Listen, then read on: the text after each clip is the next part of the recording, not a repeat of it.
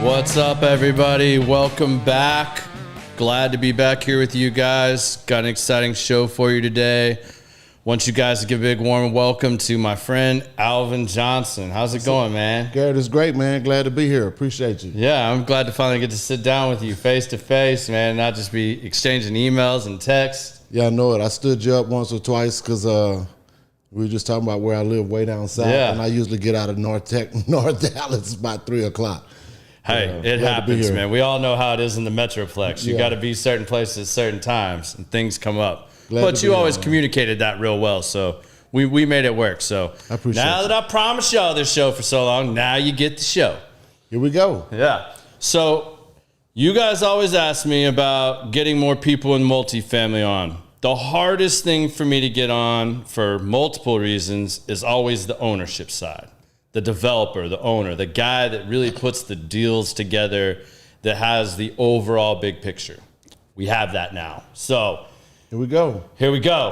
So why don't you tell everybody just a little bit about your background, like where you're from, how you started out, along those lines. Man, I grew up in Beaumont, Texas, and I think I started out as a painter's helper right out of high school. So I learned how to paint multi-million-dollar houses back in the 80s. And so I learned how to finish. And so from learning how to finish, that always gave me the desire to take something that didn't look good and fix it up really nice. And so I didn't go to college. I did paint contracting, then GC contracting. And I think in 96, I opened a mortgage company because a guy introduced me to a mortgage. And I didn't know what that was back then. And I stayed in that until 2007. And then I met this guy at the beginning of 2008 that owned 16,000 units of apartments. And he told me I could come volunteer for him, or first he offered to help me. And so for 3 weeks, man, this guy answered my phone calls and gave me work to do. And of course I was bumming out because I didn't know what I was doing. And he said, "I'll help you, Alvin, I'll help you." And so I called him every week. After then, he quit answering my calls. I called him for 49 weeks, every Wednesday. And finally, about a year later, he answered the call and said, "Alvin, man, I'm tired of you calling me. If you want to know what I do, you can come up here, and I'll put you up for 30 days.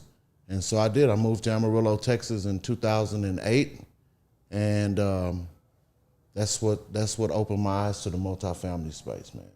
Wow. That's awesome, because I don't think, in my experience of all the different ownerships, groups, and people that I work with, I don't think many of them started off doing what I do and doing the gritty work of it, doing the turns, doing the painting, doing that stuff. So like that has to be a very good foundation for you to go back on. It is. It gave me everything I need. I understood the financing from the mortgages. I understood the construction component from learning how to do construction. And so when I buy these things, I look at them differently. When we fix them, I fix them differently. And I tried the Band-Aid approach. We were just talking about that, trying to just get by just to get by. And I knew better, but you're looking at a budget and think that budget is supposed to work, and it works for a short period of time.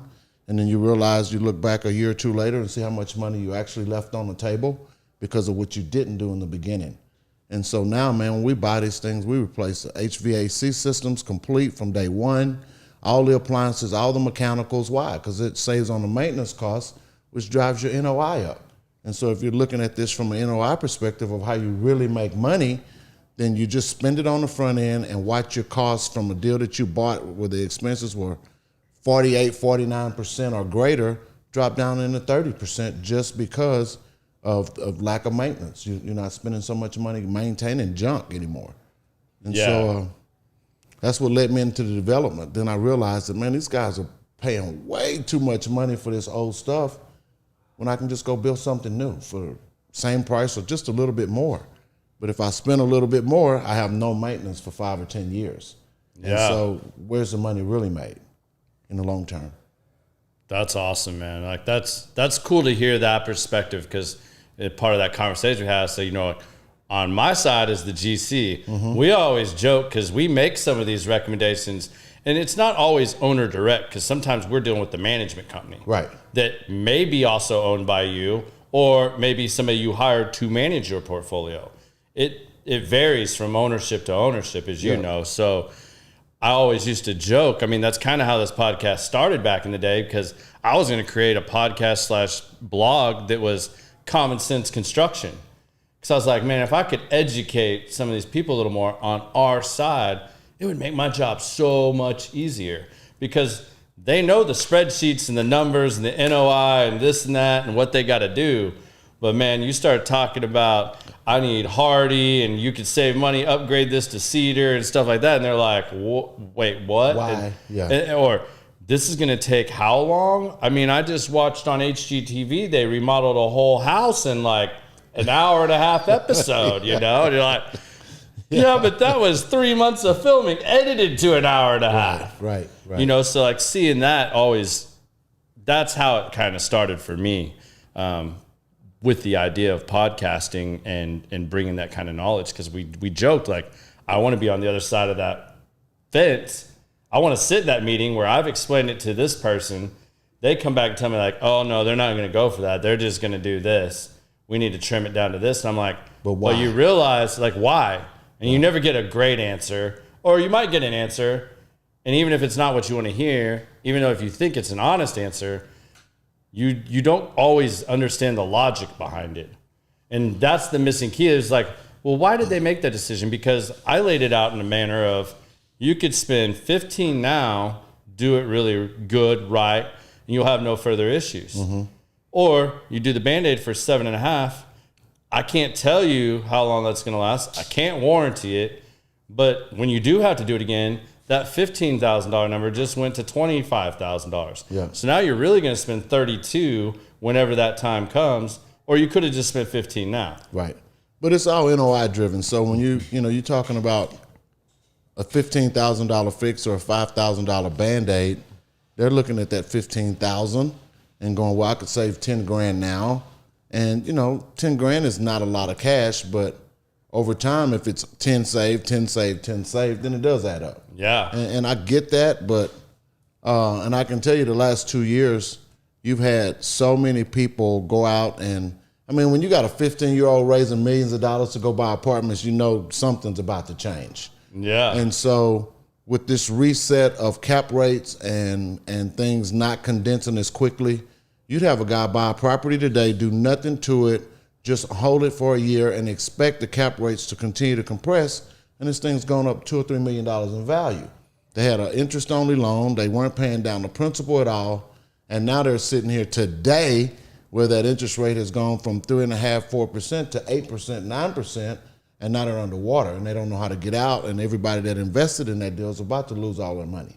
Yeah. And if they can get out without any repercussions other than just losing the money. And it just, we'll see what happens. But I got offered a deal today. I told you 236 units in Lubbock. A guy paid $15 million for it. The bank wants $6 million because all the rest of that was equity that he raised from friends and family.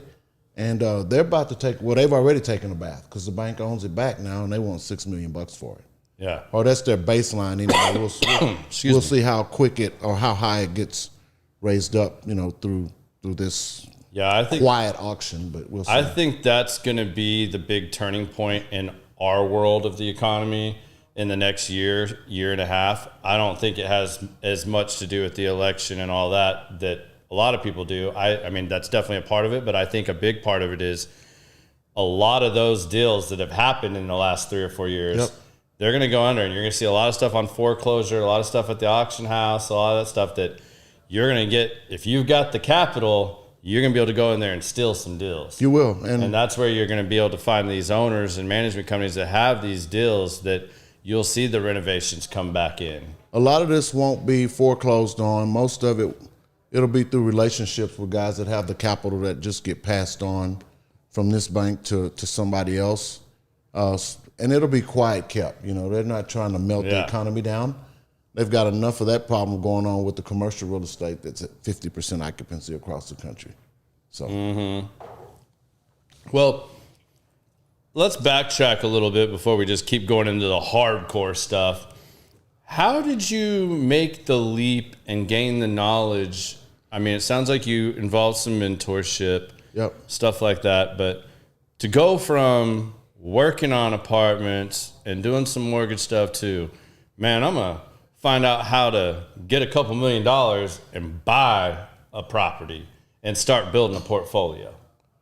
Like for somebody that wants to do that down the road, like how did that happen for you? How was that transition? Like what stirred that? What brought that on?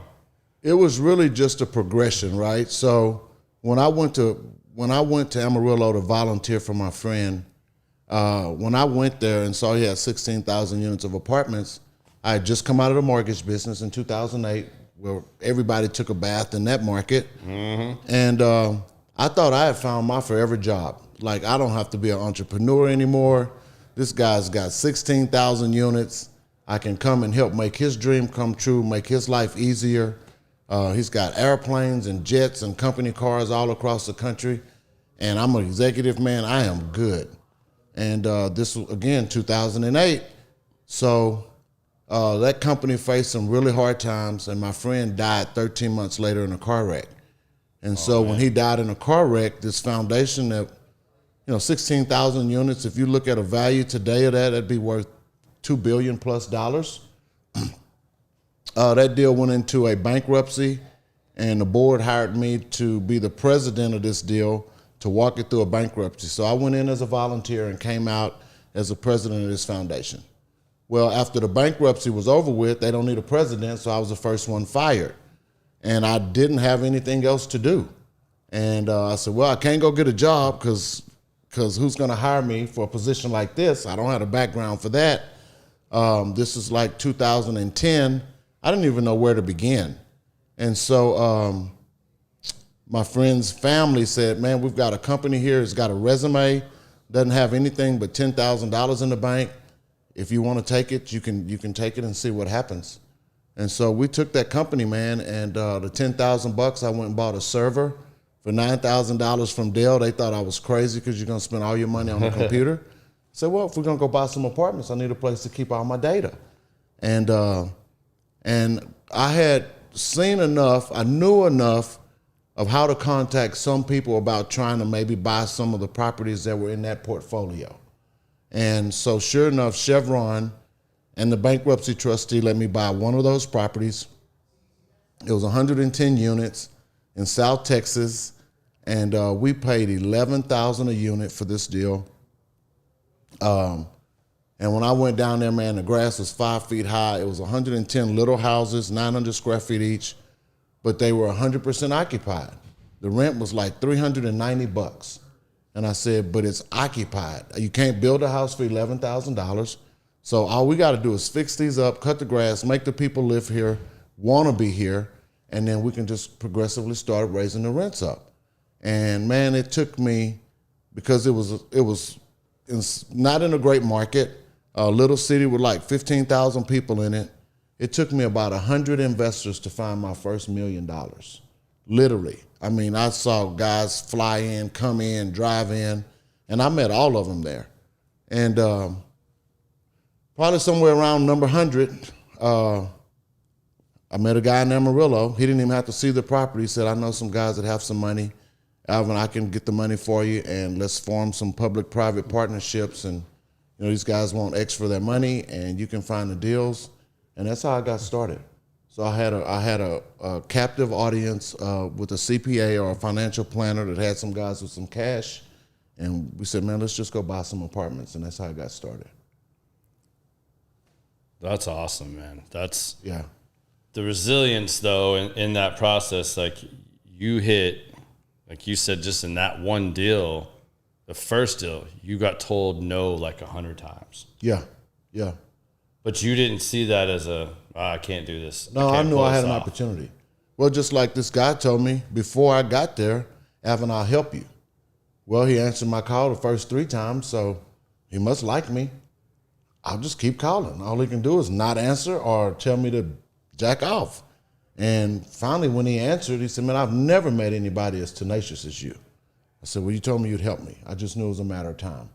And so persistence, dedication, all that stuff, man, that's it takes that. I mean, you're in this business, right? Yeah. You're going to get told no all the time, and you just got to figure out a way to keep yourself motivated through the process. And that's, for me, that's been the hardest thing, but here we are.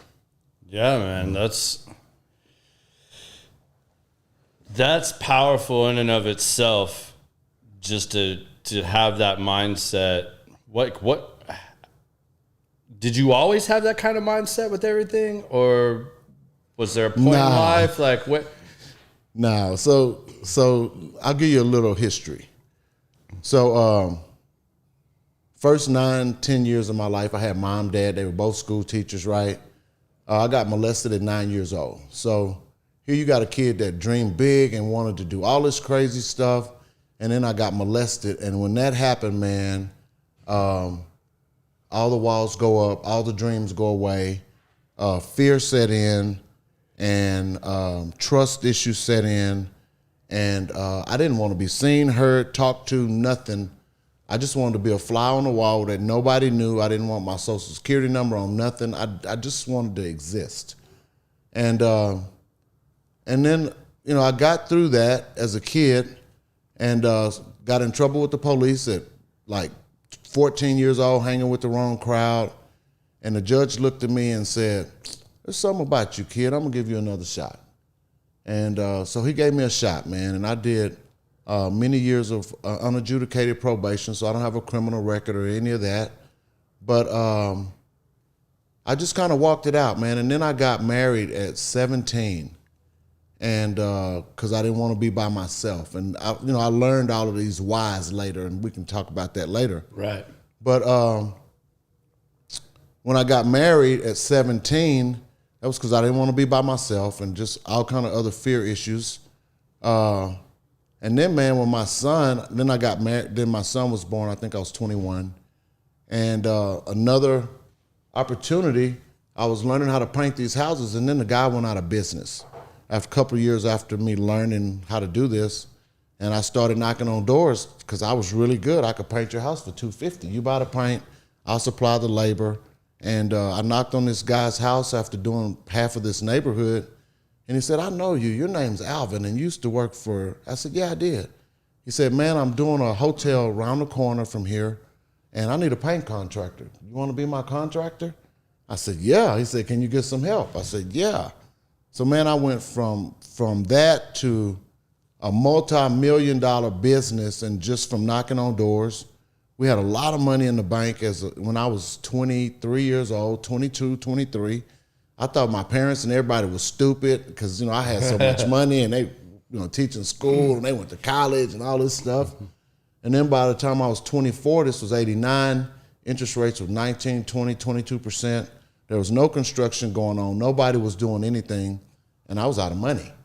And I said, well, man, my family would probably be better off without me.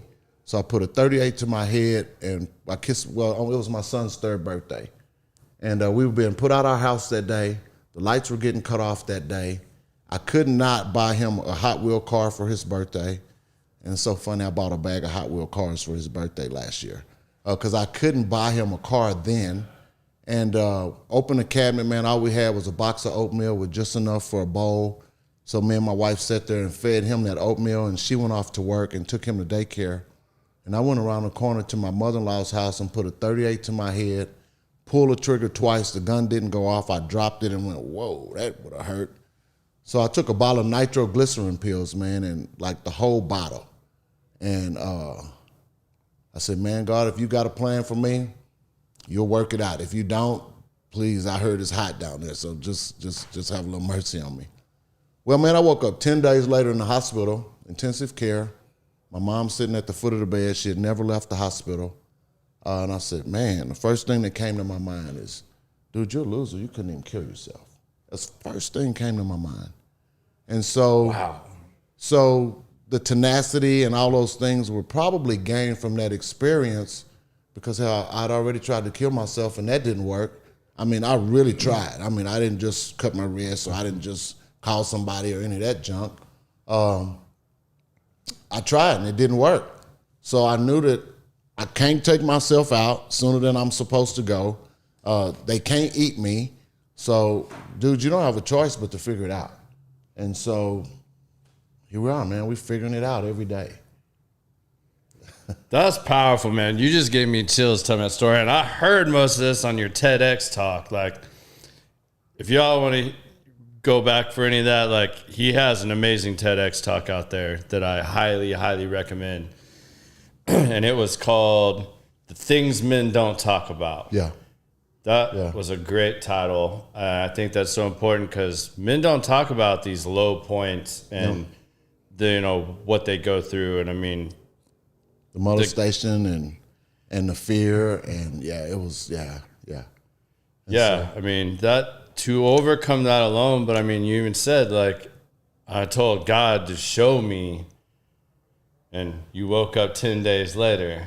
And that wasn't your first thought. Like, I thought that's where your story was going to go when I first said that. Like, that wasn't your first thought when you came back was like, wow, I guess he does have a plan for me. No, it was, I'm a failure. Like, I can't even kill myself. Like, that is so powerful and so profound. That was the lowest point. And so, there's never a point that's low, that gets any lower than that for me. And I'll tell you, I've had other opportunities, Garrett, where, if I wasn't as strong as I am now, that's the fight or flight in us, right? So either we're going to fight or we're going to flight and take flight. And the easiest thing to do is take flight. Well, you think so. Let's just run away from the problem and thinking that it won't be there when we come back around the corner. And but you can't run away from you. Everywhere you go, there you are. And so all of those demons or whatever you want to call them that I dealt with weren't outside, they were internal. And a lot of that stuff really didn't wake up in me. I didn't remember I was molested till I was 38. Because I guess, we block things out, maybe through pain, trauma, whatever. And I'm glad because in my late teens or 20s, I probably would have done somebody something really bad. If I had not remembered, or if I had remembered that. But anyway, when I went and did that ayahuasca experience, this was a year and a half, it's been a little over a year now. So I think it was last August. We had gone through this cycle from March of last year where interest rates started going up and all these developments we were working on were getting challenged. And I saw this same old tree, man. I said, man, I've seen this tree 5 or 6 times. Why am I going in circles? Why do I keep making the same mistakes in my life or facing the same challenges over and over and over again? And I needed to dig into myself and figure that out. And so what came out of that experience really was that all of the decisions that I had made had been fear-based decisions. I thought I was an old great man of faith. But no, really, I was an old great man of fear and making decisions based on fear. Like, the first marriage I got into was, I don't want to be by myself, so I'm afraid of that. This girl loved me unconditionally, and if I let her go, I'll probably never find anybody else like that. And so that was a fear-based decision, and I can just go on and on and on with a lot of decisions that I made that were based from fear of whatever that fear was. And so now, man, that ayahuasca experience, they say. How did that come up? Like, how did we jump to ayahuasca? Because that isn't a jump that just everybody makes. It's not. So one of the things that I have been, I'm very vocal about my experiences, and I have some really great friends that I talk to on a regular basis. And I told one of my buddies, he's 34 years old, he's one of my best friends other than my son. And I told him, I said, man, I have hit the wall, dude. He said, what do you mean you hit the wall? I said, man, I don't know which way is up, and I've literally hit the wall. I don't know what to do. And he said, don't worry about it, I got you. I said, man, you don't even know what the hell I'm talking about. He said, no, for real, just book a ticket, and we're gonna go do something. I said, well, what are we gonna do? He said, well, Aaron Rodgers did this thing called ayahuasca, and he came back 2 years later and won MVP 2 years in a row. I said, well, shit, if he had that kind of experience, then sign me up. And so I met him in Tucson, and we went up on that mountain, and And when I came out the first night, and so some of the things before going into that experience, they told us that we had to have our intentions set. So what are your intentions for doing this, and why you want to do this? And you got to eat as healthy as you can. You should eat like you're growing a plant on the inside of you. And so that's how I eat now. I've never gone back to eating pork, beef, or any of that junk. I literally eat like I'm feeding a plant. And so I went through that, man, and that first night I had a dream. And I dreamed that I was pregnant. And I was afraid. I was scared as hell. I can't throw it up. It's too big to come out my mouth. I don't have a vagina, and I surely couldn't shit it out. So I was afraid, and I didn't know what was happening. And when I woke up, I realized that what I was afraid or pregnant with was fear. And so that was kind of like my fear baby. And I realized from that experience of just going, and I went a couple of more nights and a couple of more times, but I realized that all of those, again, those decisions were based on fear. And that's why I kept making the same mistakes over and over again, because every time something that would happen that would remind me of something that triggered me last time, wind up making the same kind of decision. And so, of course, you're going to get the same result. People think that, oh, you do the same thing over and over again, that's stupidity. Or, no, that's how you get better at it. No, if it's the wrong decision, that's called stupidity. Because why keep making the same mistakes over and over again? Sometimes the thing that hurts us the most, we think, oh, we had success doing it this way last time, well, let's do it again that way. Well, times have changed, things have changed, that situation's not the same. So continually repeating that process, even though it worked for you once, doesn't necessarily mean it's the best thing for you. So as we get older, we really get super smart. And I've gained a lot of knowledge. But I'm most glad of you're it is sharing that with us, because I think a lot of people learn from hearing stories like that when people actually are open to sharing like that to that level. Most men don't talk about that kind of stuff, and so most men are dying on the vine. First of all, we don't have friends. We don't talk to our friends because everybody got big macho balls and all this shit, and I'm not going to tell you that I'm hurting and dying on the inside because I don't want to be judged by you. That's how I used to be. Well, I don't give two flying fucks anymore. Excuse me, I know we're recording this. You're good. But that doesn't matter to me anymore because that's not conducive to my personal mental health. So I'm going to tell you, if you're my friend, you're going to know what I'm going through because you might have an experience to help me get through that. Yeah. Maybe what I'm talking about right now, man, I've told this story on Clubhouse and all over the place. And on Clubhouse, man, I've had guys say, hey, man, can I call you? One dude called me, man, and said, man, I'm glad you shared that because I sent my wife and kids away this weekend so I could kill myself. And I went, wow. So a good friend of mine said, man, it didn't happen to us, it happened for us. Yeah. So if you lived through it, it wasn't was your experience, but it's probably so that you could help somebody else not have to go through it. And so I don't wear it as a badge of honor because maybe I was stupid for trying that. It's the most selfish thing anybody could do. But I lived through it so that I can share it and stop somebody else from going down that road. Absolutely, man. I don't even know what to say about that. Like, that's just, this is twice now in like 3 podcasts, Biz, that someone shared a story like this. And had you like, ugh. Yeah, like that doesn't happen very often, but man, that's profound, and that's to be able to learn from that and have that mindset to where you could turn that into something so positive and help others is phenomenal. I mean, I think that's partly why I'm still here, man, really. This business stuff is just business, man. It's just, we gotta eat, we gotta have money. We should be making an impact wherever we go, where you are, whether you know it or not. It may be good, it may not be good, but that's what we get to do. This kind of stuff right here that we're talking about is stuff that we should automatically do, right? Right. And so many men miss that. I guarantee you, all of us know a dude right now that's dying, but he won't talk about it. Yeah. He won't talk about it. Why? I don't know. But, Maybe knowing that somebody else, same thing. Sometimes it's just hearing it or knowing, or just knowing that there's something there. Like, you can say it all day, but do you actually do it? Can you show it? Like, I think you live that every day. So that's. God didn't just wake up and go, I'm gonna just go kill myself. No, there was signs months ago that everybody saw that either they didn't recognize it or were afraid to talk about it. And, most of us tie ourselves into what we do. And so when what we do gets taken away, we get laid off from a job, we get fired, whatever those things are, a lot of men never bounce back from that.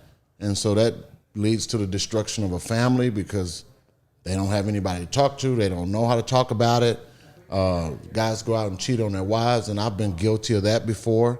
And it wasn't just because I woke up and wanted to go cheat on my wife, but there were other circumstances in my head that led to that because I didn't know how to talk to somebody else. So, of course, this pretty girl's going to listen because she wants what my wife has got. So we get caught up in that circle, and instead of talking to a brother that's going to talk me off of the cliff and walk me through this, we get up talking to this little chick at the bar we met at the gas station that smiled at you. And now before you know it, you've done something that you really didn't want to do anyway. And so that's what all that garbage is about, man, in my opinion. Yeah, no, I mean, I think you're dead on with that, like in every possible way you could be.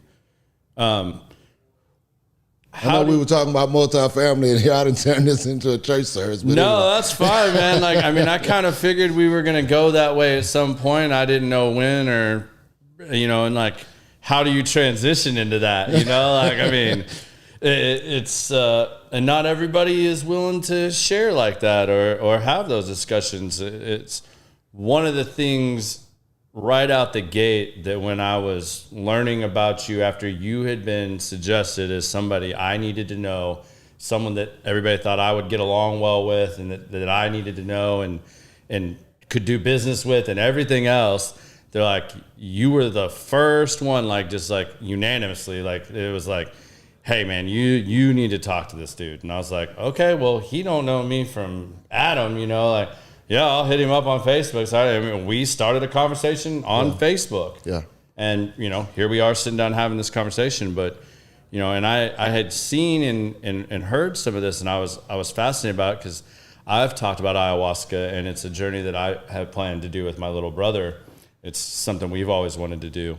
So that's always been something I've been fascinated by. And everybody that I've talked to that's done it has had a variation of some kind of experience like that, where it allows them to either get past something or see past something to where they can fully process it and then have a plan or know where they need to go next or what direction they need to take. When before that, they either knew they needed direction or knew they were lost or knew they needed to get past something, but didn't know what that something was. Yeah.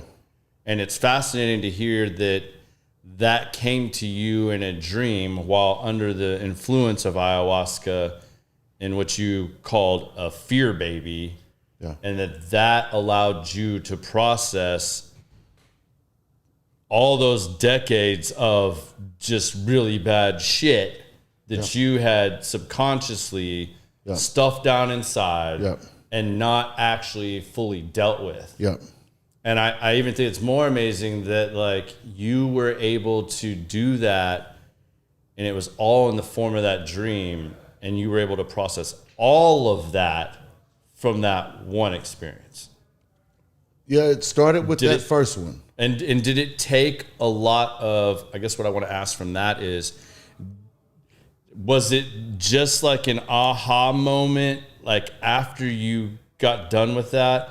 Or then was there a lot more unraveling of all of that because you could now have an understanding of what it was that was holding you back or what you were pushing down? Was it something that just kind of like you got past like pretty instantaneously, or was it, or it just started that process and then you've spent more time breaking that down and moving past those things maybe individually versus just the entire fear baby? Good question.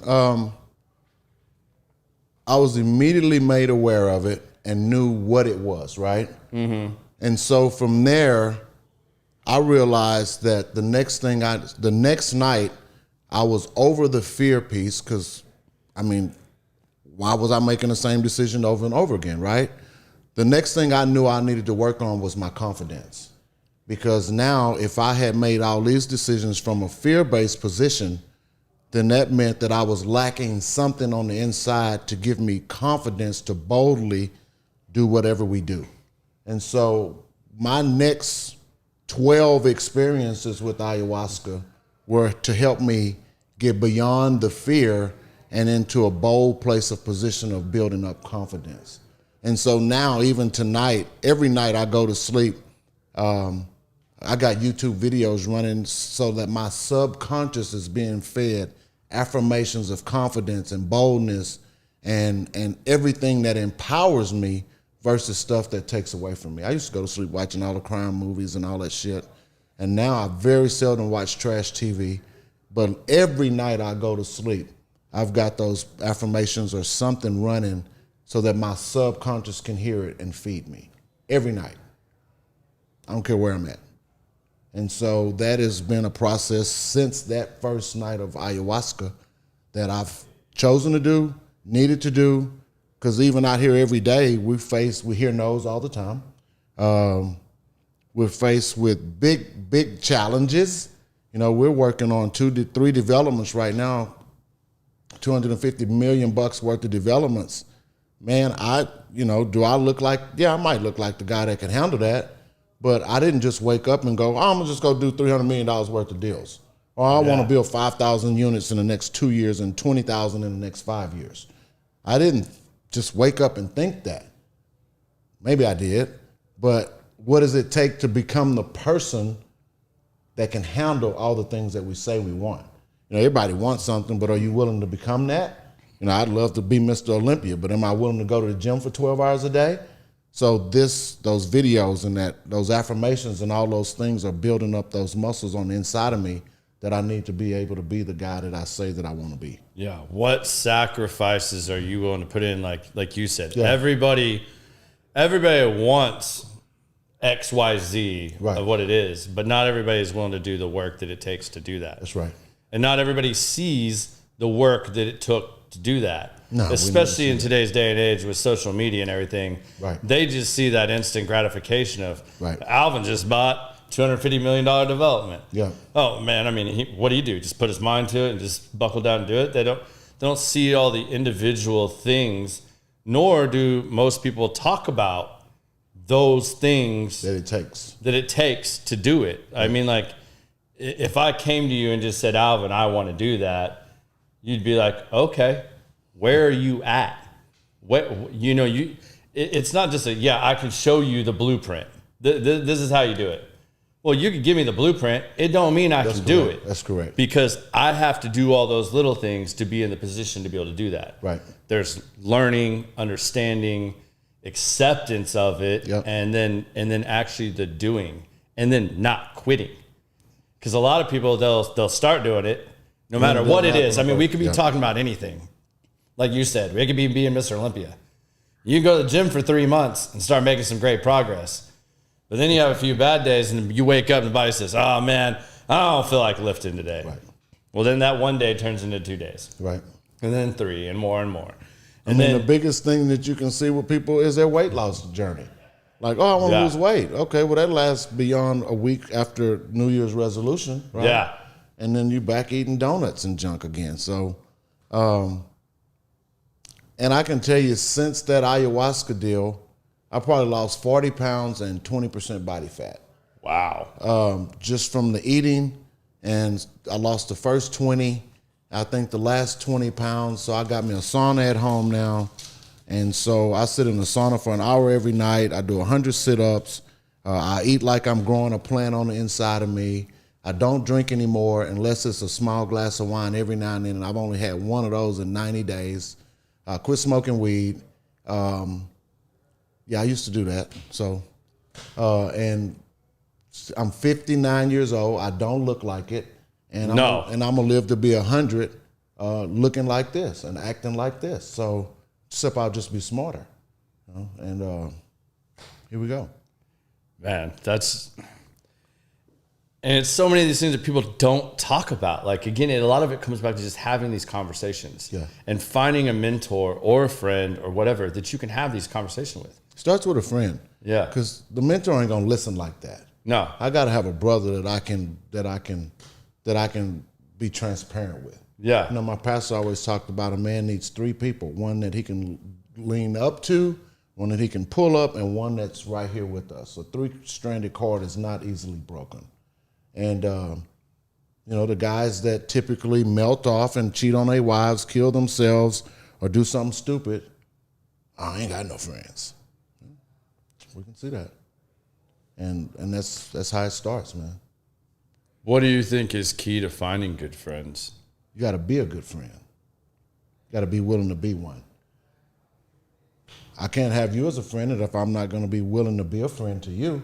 Yeah. I can't expect you to open up to me and tell me what you're going through if I'm going to sit here and be stoic and not be willing to share some of my pains and traumas. And so, and that's the part that most guys don't do. You know, we're all flexing, man. You know, I got my Cadillac truck, I got my car, I got this, I got that, and everybody wants all of this stuff. That's great. All those toys are great, but man, you can't take none of that with you when you die. None of that you can't sleep in it, or you can, and you might wind up sleeping in it if you make enough bad decisions, but it does not fulfill you. A lot of that is a Band-Aid for the holes of the trauma that we really hadn't dealt with. That's my experience. I've had all the toys. Oh, man, that resonates so much. It almost leaves me speechless because it, you know, like lots of people think, you know, I think back to when you were saying that to like high school. You know, I moved every 3 years growing up because my dad worked for the FDIC. Okay. And I moved every 3 years, so I was always having to make new friends. Yeah. Sometimes I moved into a neighborhood where everybody was the age of my little brother, who's 2.5 years younger than me. Well, I don't want to hang out with them. Mm-hmm. You know, the age gap. They didn't really want me around unless they thought they were going to get something cool because they were hanging out with somebody older. Mm-hmm. And then, or I moved into a neighborhood where everybody's 3-4 years older than me. Fortunately, I played on select baseball teams and stuff like that where I always was playing up with people older than me. Okay. And most of my friends were older. But I remember when I moved to Texas and like thinking, I said something to my dad one time and like, he said something about, man, when you get to be my age, if you can count your true friends on one hand, you've lived a blessed, powerful life. That's correct. And I was like, man, I got tons of friends. Yeah. And he goes, do you? Do you really? Yeah. He goes, I see all your friends, who you call friends. Yeah. I'm going to tell you right now, you ain't going to hear me, but I'm going to tell you right now, 99% of those are acquaintances. Yeah. And I was like, man, what are you talking about? Like, you're crazy. Like, maybe your life sucked and you didn't have a lot of friends, you know, like, I don't know, but like, I have tons of friends. And he was so right. And the older you get, the more you realize this. And your circle of friends changes because sometimes people outgrow people. Yeah. And there's nothing wrong with that. Nope. Like, sometimes it's better for you to move on. If life or whatever it is tells you that you need to move past someone or something, you need to listen to that. You need to take that path. You need to go down that because there's something else on the other side of that. You know, I heard Grant Cardone say, he's become a friend of mine, and he said, man, if you got 2 friends and y'all grew up together, y'all 3rd grade friends, something's wrong. Because y'all should have all outgrown each other by now. I mean, if y'all still talking about the same old shit y'all did in elementary and high school, something is wrong with that picture. Why hadn't you grown? Why haven't they grown? Probably need to reevaluate that relationship or reevaluate yourself. Yeah. I mean, it happens, but people get so attached to what is comfortable. That's it's that comfort level and the fear of evolving or learning more or growing past that. Yep. Yep. Absolutely. Yeah, man. So now you talk about like life of a dreamer. Like, I see you use all that. I see you use that a lot, and you added Hope to your middle name, or you made your middle name Hope. Mm-hmm. Tell us a little bit about that. Why? I think that probably ties in real well right now. The hope piece came when I got fired from the presidency of running this couple of billion dollar company. Where do you go from there? I mean, how do you go get a job after that? And so the next progression was for us to own our own apartments. Me and there were 3 ladies that believed in this journey with me. One of them stuck by me. She's now our VP, and she was one of the recipients of low-income housing that was owned by the foundation. That she was on the board as a resident and board member. So she was ultimately my boss when I was the president, and she believed with me. And today she's helping me run our foundation from her humble beginnings. But when we sat down and said, man, we need a name for this organization, all we could come up with was hope, because all we had was a hope and a prayer that we could make this work.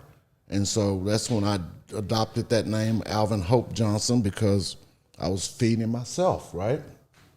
And so this Dream on Dreamer shirt and the life of a dreamer is only because, people perish from a lack of vision.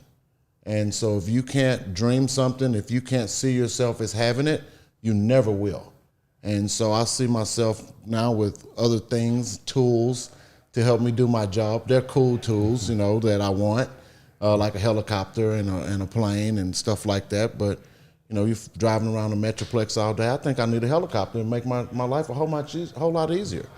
But, I dream about that kind of stuff because it keeps me going. It fuels me. And so if I can inspire you to dream a little bit bigger, maybe that'll change your life, because now you can see something beyond what you have today, and that may inspire you to go get it or be it or become it or just whatever. So that's my deal.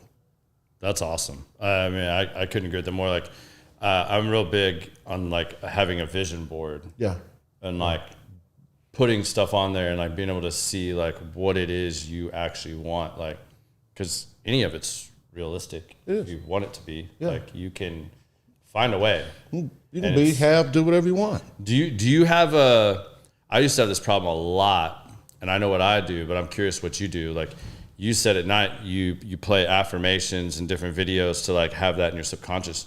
Do you have a problem shutting that brain off, that very powerful brain off at night? Like, because you're thinking about so much stuff and all the different things you have going and doing and stuff like that? Or not anymore. I used to, but that was fear-based at that point. Okay. Because when I was thinking about it and it was just running through my head all the time, it was more based on, what if this doesn't happen? What if this doesn't happen? What if this doesn't happen?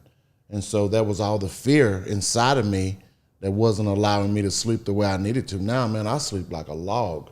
I turn those affirmations on, man, and when I hit the bed, after riding my Peloton, doing my sit-ups, and sitting in that sauna, I don't have a problem sleeping.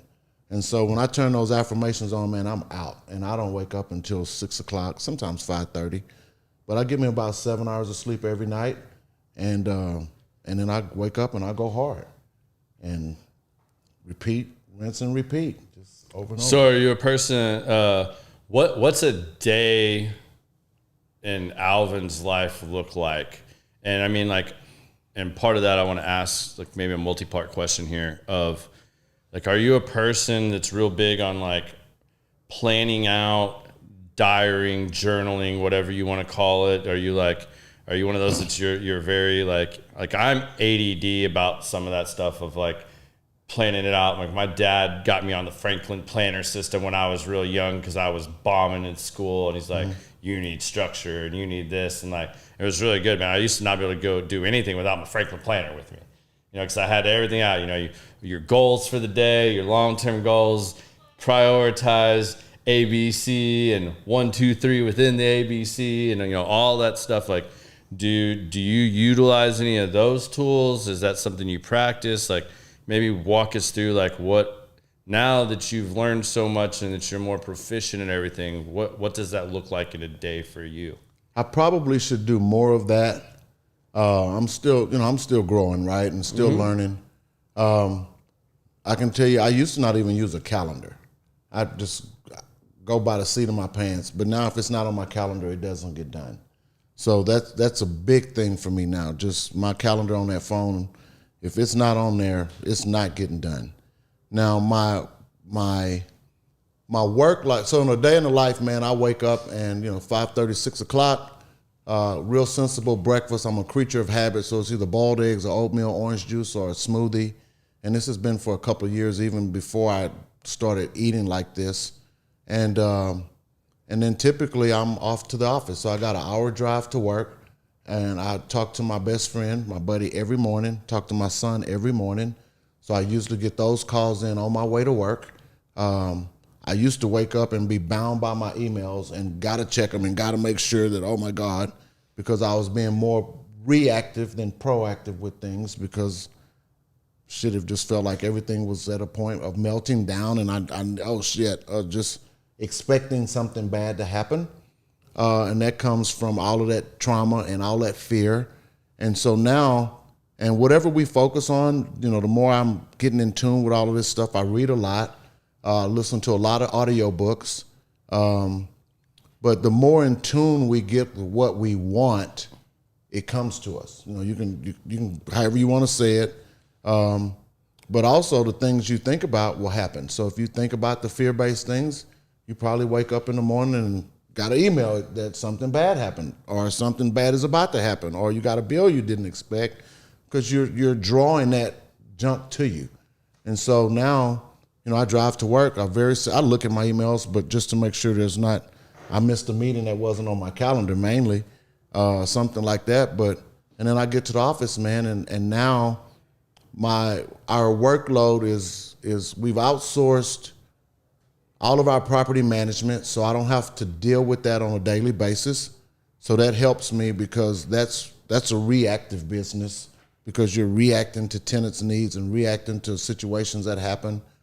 So now I literally get to try to plan my day based on the projects that we've got coming up. And so we have weekly meetings with my contractors, weekly meetings with my architects, and those are on the calendar. So aside from that, it's talking to lenders, talking to potential partners, talking to people that want me to help them with their project. And I used to give a lot of that time away. So before, I spend 4 hours a day talking to people about their projects. And since I set up a consulting company and said, no, we're going to charge for that time, it's amazing how these people go figure it out and they don't need me anymore, because they don't want to pay anything. So, and it's $250 for 30 minutes, up to $1,000 an hour. Or if you really want us to take a piece of dirt and bring it all the way to entitlements for you, it could cost you $150,000. But we're going to save you so much money because we've got a streamlined process and people that we deal with. So I'm literally just every day thinking about those kind of things, and how our processes and projects can get better, different technology within the apartments. And but most of it, Garrett, is working on me, because again, the business stuff is easy. 90% of what we deal with has to do with us. And so that's why I read so much and listen to audiobooks. My TV is going in the office on affirmations or something that I need to hear for that day or that moment. And it's not that I'm listening to it, but we hear it even if we're not listening to it. So it's feeding us. And that's literally how I spend most of my time now. I'm more focused on me becoming a better person. That allows me to handle more of what I get to do, and makes me a better person overall. That's awesome. What are some of your favorites, like, that you go to, like, as far as affirmations and maybe sources of stuff you're feeding yourself? Like, what are, maybe give us like your top 3 or something of like what you like. What, give us an example, like, like maybe your 3 favorite or 3 most current books, maybe 3 audio sources, maybe it's your favorite affirmation channel, if it's like, the mindset app, or, I don't know what it is for you, but what maybe is a better example that gives a little more of a picture of that versus just saying an affirmation? I just finished David Goggins' book, Never Finished. Hell of a book. I'm halfway through. I listened to that one twice, and because he talks about pushing beyond our pain points and where we think we can quit. So that was so empowering for me. My number 1 channel on YouTube is Growing Forever, and so they've got a lot of affirmations about money and confidence and all that stuff. But the ones that I have aspired to listen to have been the ones for reprogramming my brain. So I've been programmed from that incident of trauma, of molestation, with fear. I don't know how I got programmed, but that's just how I woke up. And so if that is a thing that has been holding me back and causing me to make decisions that were not best for me, then how can I change that? And so I'm feeding myself things that will reprogram my brain away from thinking like expecting the worst to expecting the best. I expect to be treated good everywhere I go. I expect to find a parking place wherever I want to park, whether it's the front row or away from all these cars. I expect those things now. I expect people to want to do business with me. I expect lenders to want to give me money. I expect somebody to give me $300 million to do our projects. I've been talking about that for 10 years, but I said it, but I wasn't believing it. And now I'm believing it, and now people are literally coming out the woodwork. I expect people to want to pay me to help me with their projects versus me just giving all this information away. Today I had 2 calls. One lady owns 204 acres down in East Bernard, Texas, right outside of Houston and Fulshire. They're building $1 million houses around her, and I said, why would you want to cut your land up into 2-acre lots when you can turn it into 400 lots and build a subdivision? I expect those kind of things. So now she wants to hire me and to consult. I expect the best because of those things that I'm listening to. And so that's I think I've listened to Grant Cardone's Minute Millionaire book or something 100 times, because he just talks about how, he wrote that book in 30 minutes or an hour or something crazy like that. And it just talks about the same thing, expectations of what we have. And let me see, a lot of consciousness books. Joe Dispenza, he has a book, I can't even think of the name, but it's in my Audible. But Joe talks a lot about our conscious level of consciousness. I like to listen to Reverend Ike. I grew up listening to him, and in the 70s with my grandmother, and he talks about the God that's in us. I've never seen God step down from heaven and do anything, but I have seen him maybe put something on the hearts of guys to want to help us. And so maybe, I was listening to him yesterday, or his son talked about this atmosphere of healing that he would do in the church. And people would come in wheelchairs and crutches and throw that stuff away and walk out because he spoke to the God in them. I see God in you. The God in you can walk. And if you start to believe that the God that's in you can walk, then you can probably heal yourself. And so I aspire to that kind of teaching because God is in us. Jesus said, man, greater works than these shall you do, as he raised Lazarus from the dead. He's not going to come down here and do that for us. We have to believe that the same spirit that was in him lives and breathes and lives in us, to where if I really believe that you were dying and you were dead, that I could raise you from the dead. He said it. You believe it? If you don't, then you won't. If you do, guess what'll happen? So, man. Have you ever read or listened to on YouTube Dr. Miles Monroe? All the time. Finding Your Purpose. Yeah. Like that. Yeah. That's it. Yeah. And so it's that kind of stuff that fuels me now. And no trash TV. Yeah, I watch the Cowboys every now and then because that's the only football team. But, those guys out there trying to make their dreams come true. Shit, I'm trying to live mine. Right? So I support you, but I ain't got time to go. I ain't got time to watch 5 basketball games a week and all that. Please. Going home at 5 o'clock, drinking a beer for what?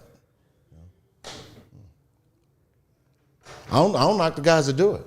I just know that I want to do something different. I could have a drink of bourbon right now and be cool with it, but it would probably kick me on my ass because I hadn't had any in such a long time, so I'm not gonna be caught drinking and driving or something like that. But that's it, man. It's just non-judgmental, making great relationships with friends, being a friend, being transparent, and trying to become the best version of myself. And people say that all the time, but that's a fact.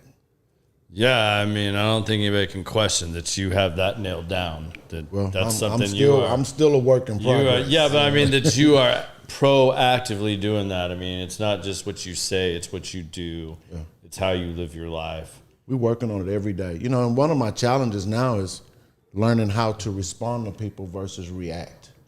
And that was, I don't know where that came from, but there are things that flash us all the time. You know, driving, traffic.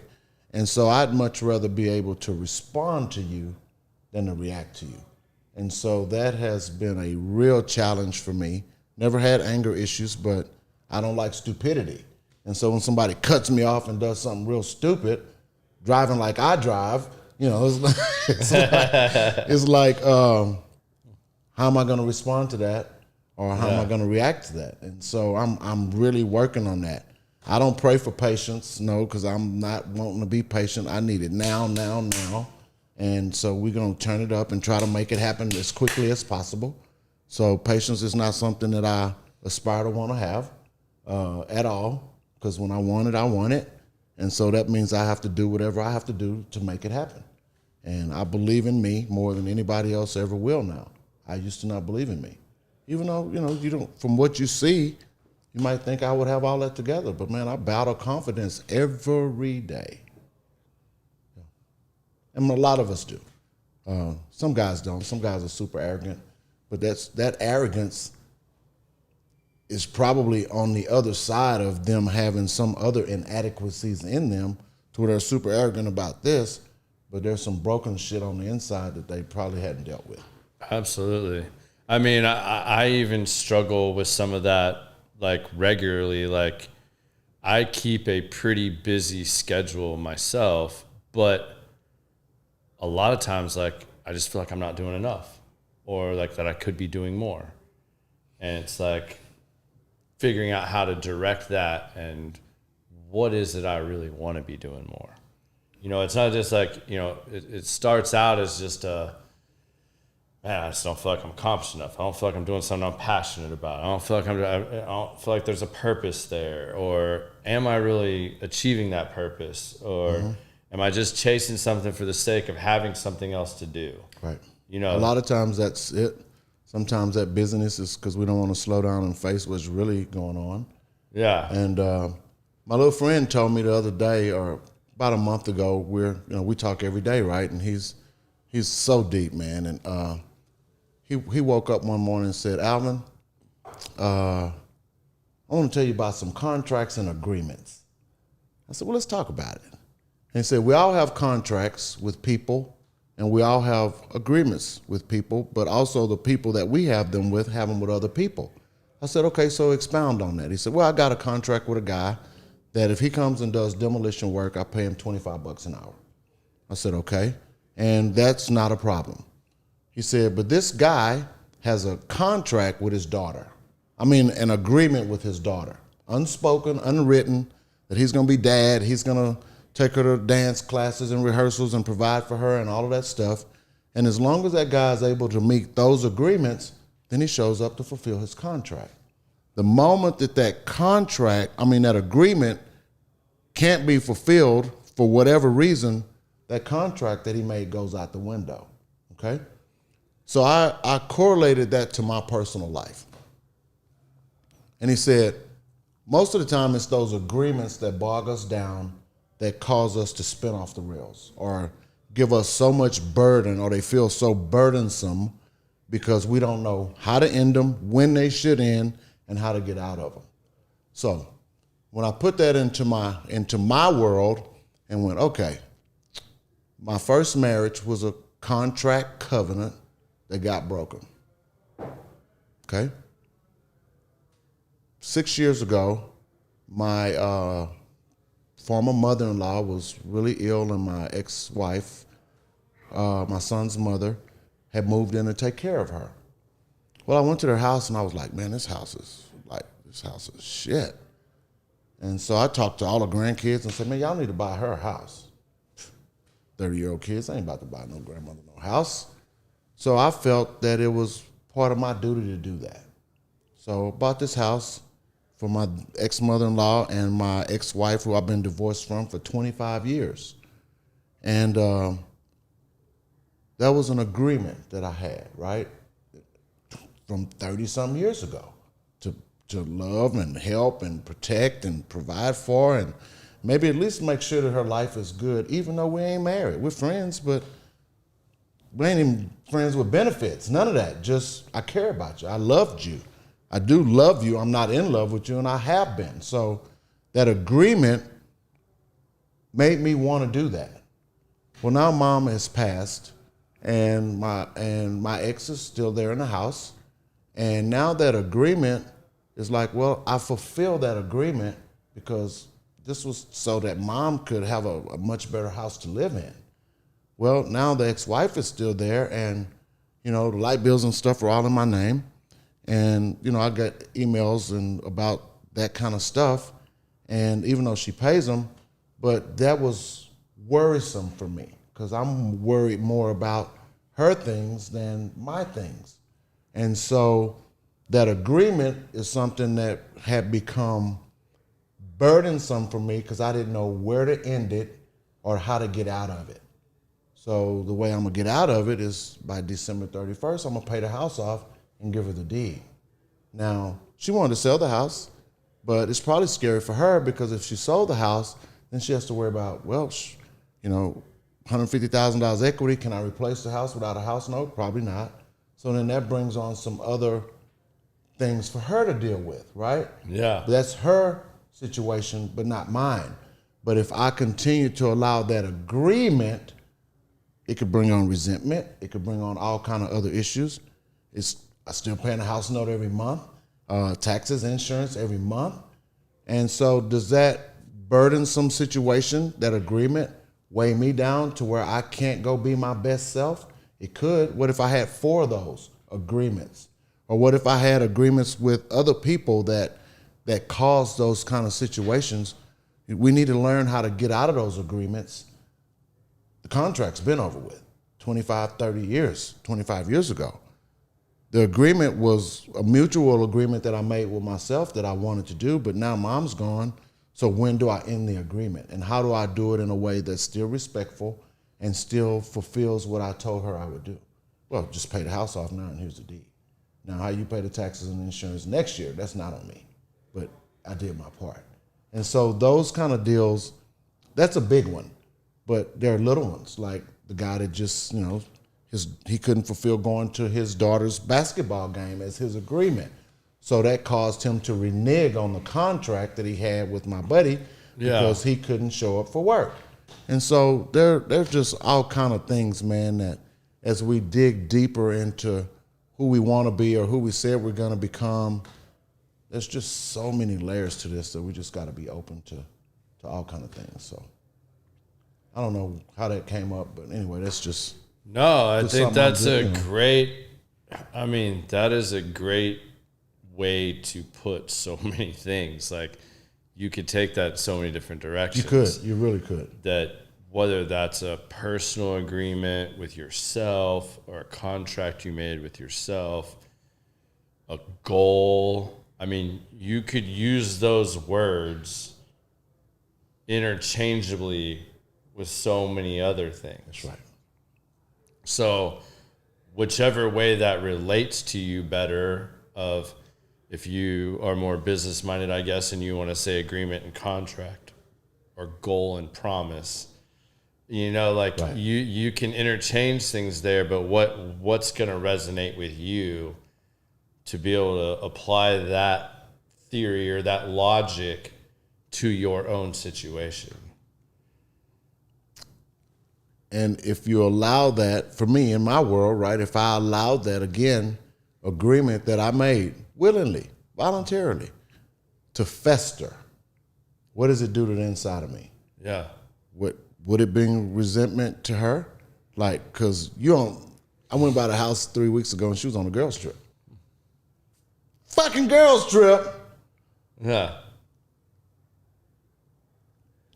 And I'm not going to, this is live, so I'm not going to say what I was thinking. Yeah. But that could have brought on some thoughts of dislike. Yeah. Like, I'm doing this, and you're on a girls trip. I spent my money to do this. And you're on a girls trip. And you're on a girls trip. Yeah. So the way you don't let that bother you is you just get out of the agreement. Yeah. In a nice way. Yeah. Here's the deed. Yeah. Bam, I baby. made the decision to do this. Yeah. This is how I end this. Right. Like, where some people could have just got caught up. And it doesn't always... I think the trouble I have with this and the overall general situation is because I think 90% of people hearing this are only hearing the financial part. You know what I mean? Like, you spent money to buy a house for your ex-mother-in-law. You're still carrying that note, and now someone else has taken over that, and you're still paying for it. And they're just like, "Oh, get your money. Get your money." But not about it the ain't money. about money to you. Correct. That's why you have to go back to the agreement and the contract. Correct. And could you let that turn into something that made you feel like it was just about the money? Absolutely. And fester inside of you? Absolutely. Absolutely. I think that's Yeah. kind of where you were going when you said the girls trip. Right. Like, because then it's a financial thing, but then you recentered yourself and go, all right, well, if I did that to her, what other problems am I now going to be dealing with? What more is that going to bring on that's going to be negative? Or how can I get out of this In a great way. Still feel great about what I did. Correct. And not hold any resentment. It has nothing to do with the money and actually probably cost me less money, less time, less grief, less anger, and still lets me keep my joy, my happiness, and all these other things that should have been the product of that agreement. Correct. And you have to, You heard have it. to go. Like, yeah, as I'm saying, like you have to. That's a very interesting approach to that. Well, and it had to be so that the counterpart didn't happen. Yeah. And so now I'll write a check and say, here's your deed, man. You got blessed with a house. Yeah. You can sell it. It's paid for. It's worth $300,000. You can do whatever you want because Yeah. now there's not a mortgage on it. Yeah. To where if we paid it off today or she sold it today, part of the money would go to the mortgage. Yeah. And then she would only have a certain amount of equity left. Shit, I just thought about that. That's the way to cure it. Because I literally just thought about that when I pay it off, I fulfilled my portion, and now she's got enough to sell it and do what she want to do, which is move closer to the grandkids. But if we sold it before it was paid off, it would only pay off the mortgage and give her about $150,000, which is not enough to replace it. So shit, I just talked myself up on something that's even better than what I had thought in the first place. Yeah. Literally just now. Because now once it's paid for, she can do what she wants to, sell it, and then have enough to move and be close to the grandkids. Damn, Garrett, thank you, man. I don't know how I helped with that, but hey, I mean, if that helped at all in any ways, I'm all for it. And see, that's what friends do, right? Yeah. So we get an opportunity to pour out what was hurting me Yeah. and then talk through it. And whether you think you helped me or not, you did, because I was able to talk myself all the way through a resolution of an agreement that was binding me into a situation that really helps everybody. Yeah. And now you're even, then that giving, and I think it kind of comes back to giving too, without expectations. Right. If you're truly giving something, whether it's for an agreement, a contract, or just because you want to, you can't have other expectations. That's correct. You truly need to be giving. Yeah. And if you're giving, and I think that's where it was, you caught yourself giving, and then you had that second guess where you're like, oh Why am I man, doing like this? why am I doing this? Yeah. This is causing me this. But then you brought it back to, well, I'm still giving. Like if I just fully give it, then it can't cause me any more headache. It can't cause me any more animosity or anger or resentment or any of the other 100 things it could do. Right. And then by doing so, you're now already finding other things that, like, you just gave more to the grandkids. You just gave more to her. You gave more to many others, not just her. Right. Because even though it's helping her, it's also giving to other people in your family. An opportunity or extended to be, family. That's correct. And at the same time, serving a purpose for you. Yeah. Like, I mean, that's an amazing way to think about something. Like, I'm glad you shared that with me because I'm already thinking about other things where like I should be looking at stuff like that. And I think it's just another way of looking at giving. Like, you know, I think a lot of people that the more you give, the more you get. By far. And I mean, whether that is your time is your biggest asset that you don't get back. So whether it is, I wanted to make sure like people didn't get caught up on the financial part of that, because that's real easy to do. Yeah. Oh, Alvin, you make so much money. You're this big owner. You have millions of dollars and you have all this and that, like whatever. Like, oh, so what? You bought her $150,000 house. Like but money is money. Right. But like, there's more to it. Like there's so many more layers to it, like we just talked about. So I think if you can kind of apply that to multiple facets of your life and kind of really evaluate why you're doing it. And then, like you said, evaluating like, what is the root of like why I'm feeling this way? Like, well, you didn't fully give. You started out giving, but then you pulled back. So like, was your intention to fully give? And yes, then like, the answer to your problem then is to fully give it. Fulfill the agreement. Fulfill the agreement.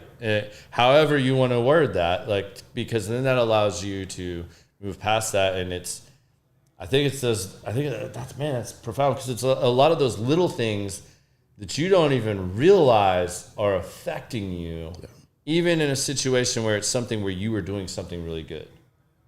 Like that applies to so many areas of life. Like you could spend all day thinking about this, right, and like analyzing that. And I think that's one thing I really enjoyed hearing you say about your whole day is I quit thinking about the response and the, you know, putting out fear and expecting the bad, expecting the negative, because I'm big on this. Like me and my wife have this conversation a lot about putting stuff out into the world or always saying something. Like I truly believe like the more you do that, even if you're clumsy, if you walk into walls, if you expect to keep walking into the wall, you're going to walk into the wall. That's correct. You know, like how figurative you want to take that, like whatever it is.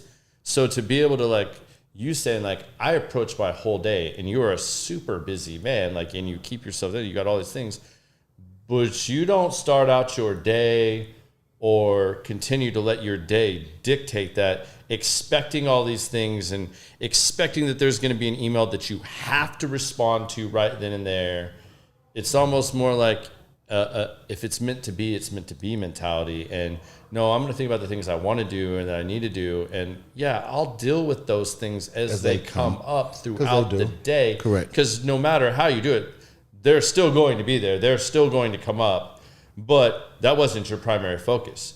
You were more thinking about the things that you want to happen that day and that you want to come in and projecting that into the world, or however people want to phrase that. Correct. Right. You know, like that you're putting those thoughts and energies out there versus it being negative or, you know, fear-based. And I say that.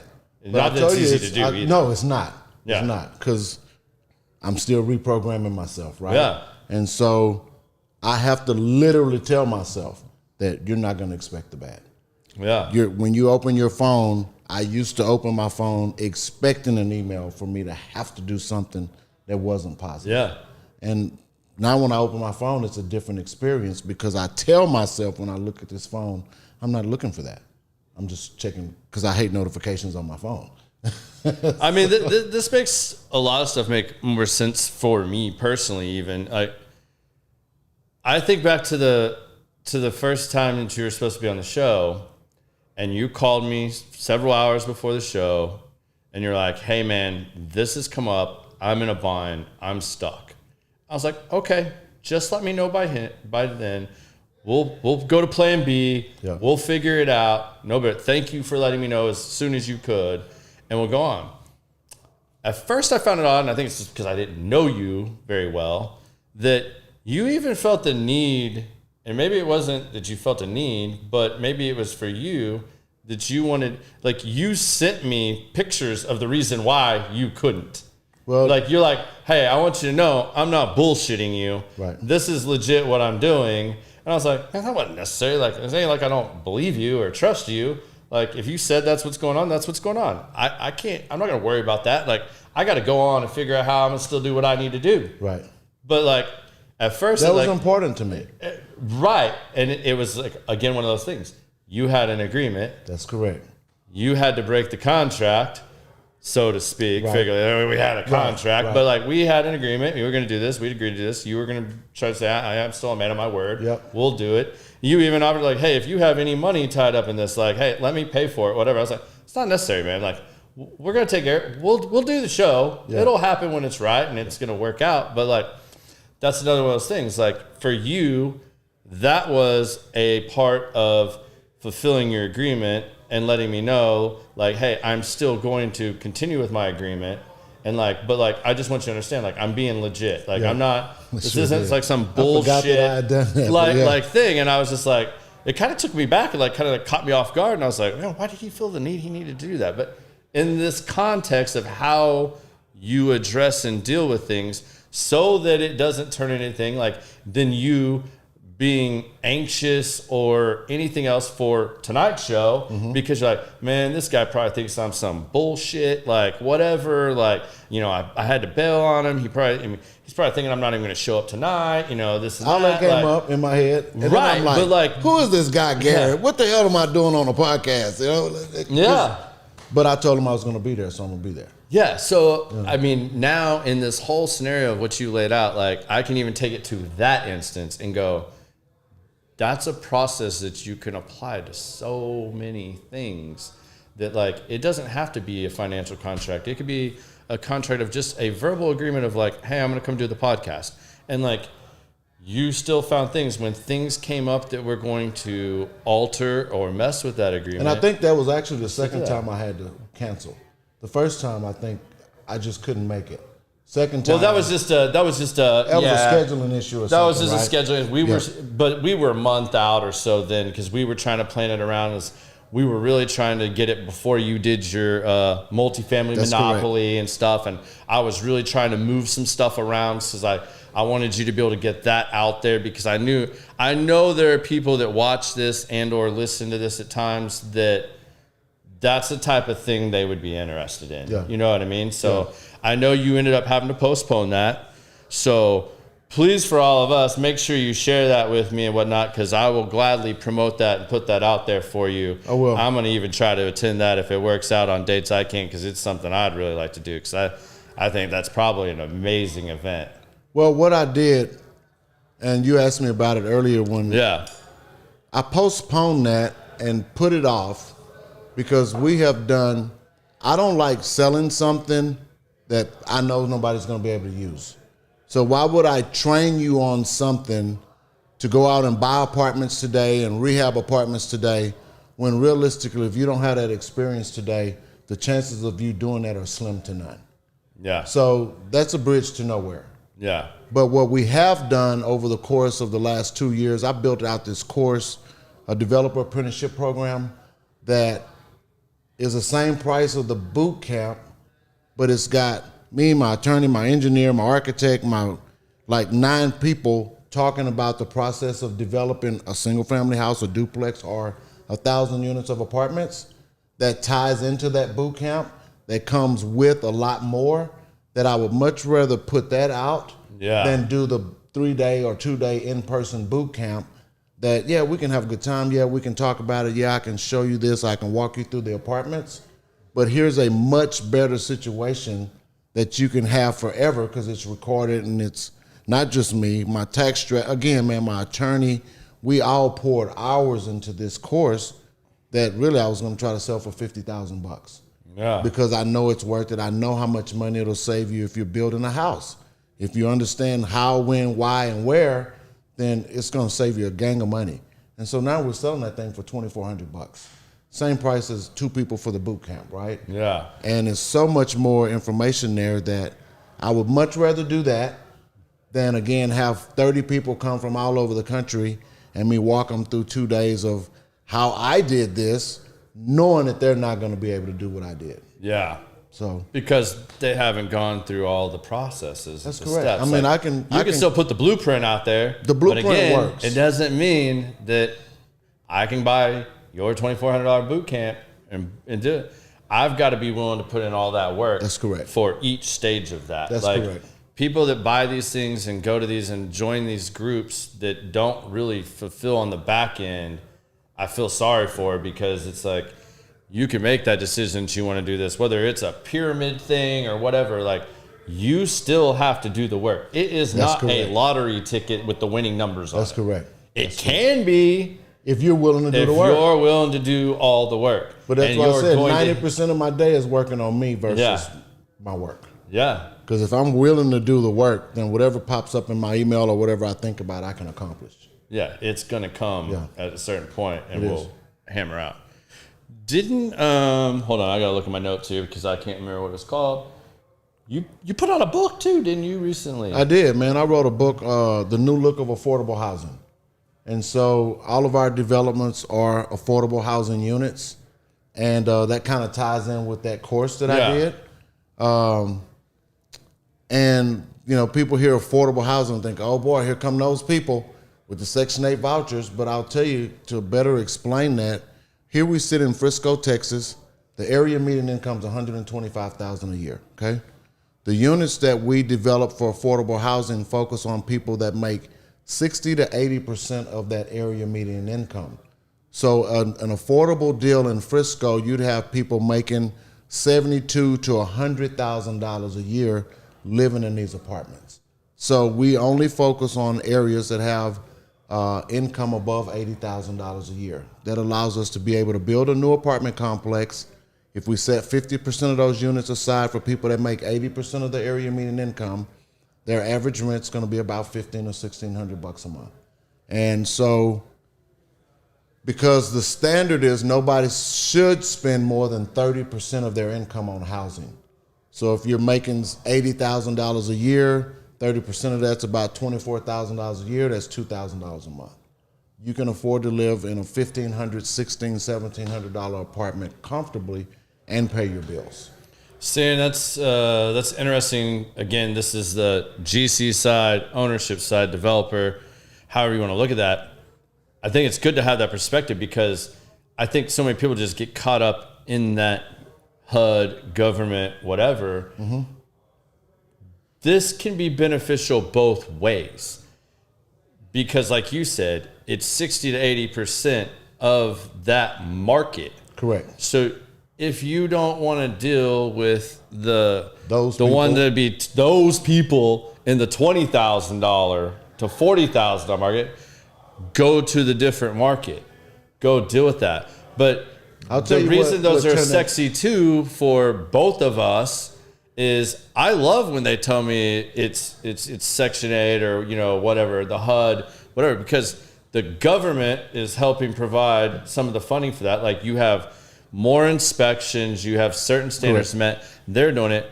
A lot easier to get your money out of those properties, whether it's the management company or the ownership, because that funding's coming in. The government's putting it there.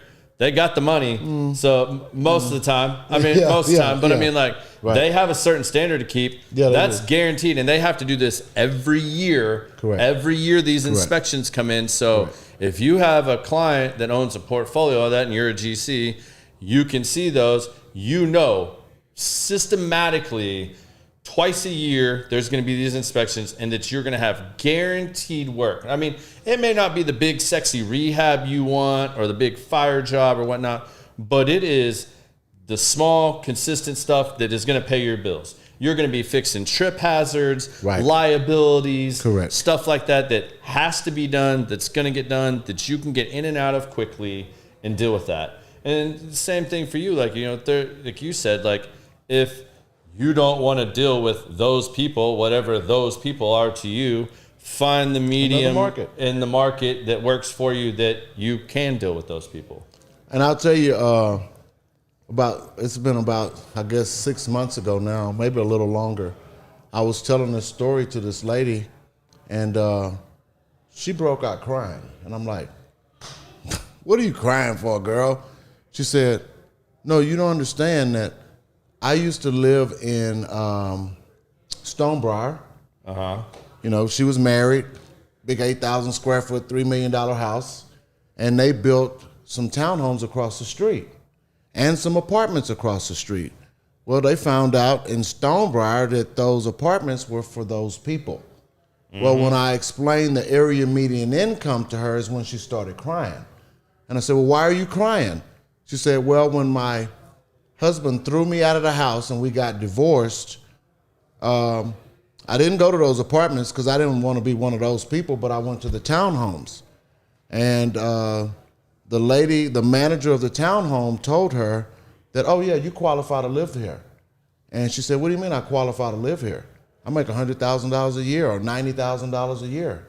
She said, yeah, these are income set aside restricted units, and you have to make 80% of the area median income to live here. And she started crying because she realized that with her nice Mercedes outside and her big Louis bag and her red bottom shoes today, that she was once one of those people when she got kicked out of her $3 million house. And she only made $80,000, $90,000 on her job, and she had to become one of those people to stay in Frisco so her daughter could finish school. And so I thought, that's the story I'm gonna use every time. So when I go to these cities and need to get our deals approved, I tell that story, and then I tell the city manager and all these people that are voting for or against our project that most of you guys qualify to live here. Yeah. And it changes the dynamic of the meeting. Because we're doing these, your market is 100,000. You don't make 100,000 as a city councilman. You probably make 60,000 at the plant, and guess what? You qualify to live in our units. Yeah. You put them in the other people's shoes. Right. You let them Where see do the people you're that one of work those in people. all these restaurants in Frisco live? Where do Yeah. they live? They don't live in Frisco. They live in Plano, North Dallas, South Albany. Dallas, Greenville. Yeah. But they don't live in Frisco. Why? Because their median income's too high, and they're not enough. There's probably 2 affordable units projects here in Frisco. Yeah. All perspective. It's all perspective. Yeah. Well, man, we're getting to that hour and a half mark, and I promised I wouldn't keep you there the 2 hours since you have such a drive ahead of you. But, I mean, I could sit here and talk to you all day. Like, But we'll just have to do it again. Yeah, we will definitely do this again. Although, I mean, I think we're definitely going to have to do it again because y'all all thought you were going to get this GC ownership conversation going here, and we gave you like 10 minutes of that. And then we went down every other rabbit hole you can think of. We talked about ayahuasca and all this other crazy shit and how we think and how we communicate. So you didn't get all that. So I'm going to take you, there's a couple questions we ask everybody towards the end. Let's do it. Because, you know, it's called Common Sense, the podcast, because I think people need more common sense. And I think one of the best ways to get common sense is from hearing other people's stories. So you've shared a lot of those. I want to ask you right now, if your son, your kid, if you got to leave them with one piece of advice, what would that piece of advice be?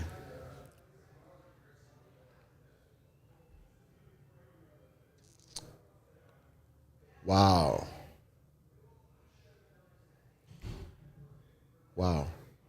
Man, I think it would be to deal with your trauma.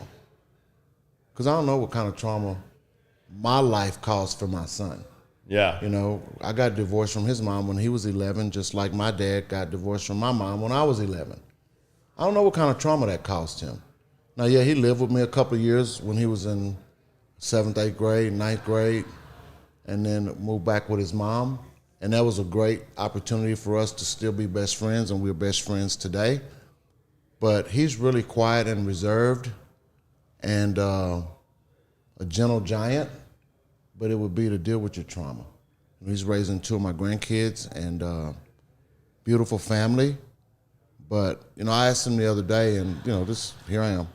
I said, son, how you doing? He said, I'm great. I said, well, that's a bullshit answer. How are you really doing? He said, why you asking me that? I said, well, I see you, but I see you. And I said, you've gained some weight, and I know that you're not your best self right now, so what's really going on? Let's talk about it. Yeah. And so that caused him to, I mean, we talked about it, and it's changing his environment right now because he was made aware consciously to himself that this is what's going on, and maybe I can change that. He wasn't dealing with some shit, and now he's dealing with some shit. So it would be to probably deal with your trauma, because so many men don't. And we, again, we down the vine. I don't think it's just men either. I think a lot of women don't either. I mean, I'm sure about that, but I think it's the way. I mean, it's easy for we're us to say supposed to be as leaders men. of the house and all this junk, and here you leading somebody down a rabbit hole, and you don't even know where you're at. Yeah, absolutely. Yeah, absolutely. All right, the last one.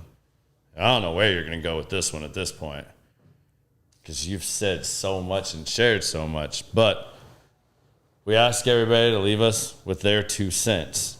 And it could be just the 2 cents you want to leave us with. It could be something I haven't brought up that you want to get out, that you want to share. I mean, it literally can be anything. We've had every answer you can imagine to this, but it's just your chance to give us your 2 cents. Dream on, dreamer. Don't be afraid to dream. You got to. I said it earlier. People perish because of a lack of vision. Not lack of knowledge, not lack of anything, but because you can't see it, you'll never achieve it. If you don't think you can believe it or have it, you never will. So my deal would be dream on, dreamer, baby. See my shirt? Absolutely. I'm going to have to get me one of those. I'll bring you one. All right, my man. Hey, man. Garrett. Thank you, man. Thanks, man. I'm looking forward to our friendship and doing this again sometime, man. Thank you so much for coming out and making this happen, man. I hope you guys got what you've been waiting for, because I know this one was one everybody's been waiting for a while. So until next time, please be safe over the holidays. We are not going to have a show next week. We're both going to enjoy the holidays with our family. We'll be back the week after, so hope you'll join us again there, and have a great Thanksgiving. Happy Thanksgiving. Merry Christmas.